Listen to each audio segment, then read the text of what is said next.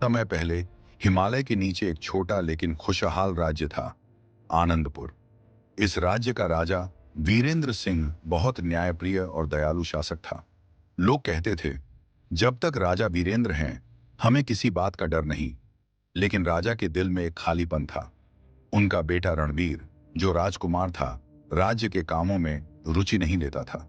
राजा चाहता था कि उसका बेटा प्रजा की सेवा करे, लेकिन रणवीर सिर्फ मौज मस्ती में रहता था। शिकार, यात्रा, नाच गाना और ऐशो आराम। एक दिन राजा ने उसे बुलाया और कहा, बेटा, एक दिन यह सिंहासन तुम्हारा होगा, लेकिन पहले तुम्हें समझना होगा कि राजा होना क्या होता है। राजा ने उसे एक काम दिया, 1 महीने तक अपनी पहचान छिपाकर राज्य का दौरा करो और फिर बताना कि असली राजा कौन होता है। रणवीर ने सोचा, यह आसान होगा। उसने किसान के कपड़े पहने और निकल पड़ा।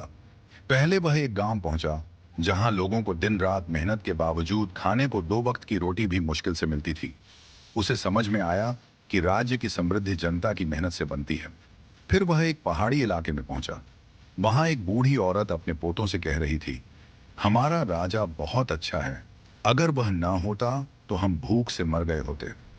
रणवीर के मन में बदलाव आने लगा। उसे एहसास हुआ कि लोग उसके पिता से कितना प्रेम करते हैं। एक रात जब वह जंगल से गुजर रहा था, कुछ डाकुओं ने उस पर हमला कर दिया। वह घायल हो गया। तभी एक गरीब आदमी उसे अपने घर ले गया और उसकी सेवा की। उस आदमी ने कहा, हमें नहीं पता तुम कौन हो, लेकिन ठंड में किसी को मरने के लिए छोड़ देना पाप है।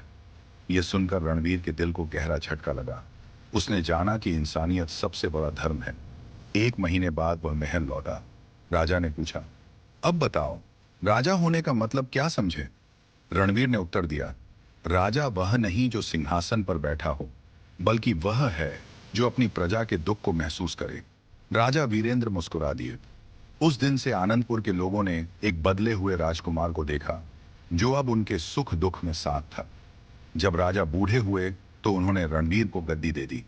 रणवीर ने राज्य को इतना समृद्ध बनाया कि आनंदपुर की कथा आज भी लोगों के दिलों में जिंदा है। यह सिखाती है कि असली ताकत राजनीति से नहीं, बल्कि इंसान